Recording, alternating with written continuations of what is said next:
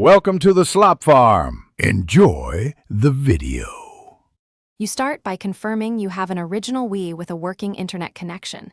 This matters because later tools require the classic system menu. Next, format a 232 GB SD or SDHC card to FAT32 on your computer and copy a small loader file. This lets the Wii read homebrew applications. Once done, make sure your console is plugged in. The Wi-Fi credentials are handy, and you know the system menu version. It dictates which exploit method you use.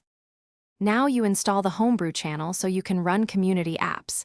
This is how YouTube-like clients get onto the Wii. First, pick the exploit matching your system menu, prepare the SD card with the payload, and insert it into the Wii. Then open the Wii message board or the exploit entry point, trigger the payload, and follow prompts to install the Homebrew channel. Once installed, launch it to verify a functional Homebrew browser or a lightweight YouTube client is present. This provides the playback capability. To finish, open the Homebrew channel and load the YouTube-capable app or an HTML5 browser. This is how you access videos on the old Wii. Use search or paste a video ID to play. Reduce quality to 240p 360p if your connection or the Wii struggles, because the hardware is limited and lower bitrate prevents stutter.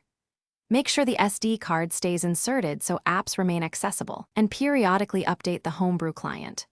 Troubleshooting tip: if videos fail, reboot the Wii, reseat the SD card, and verify your router allows HTTP access. Thanks for watching. Consider subscribing if we helped you today.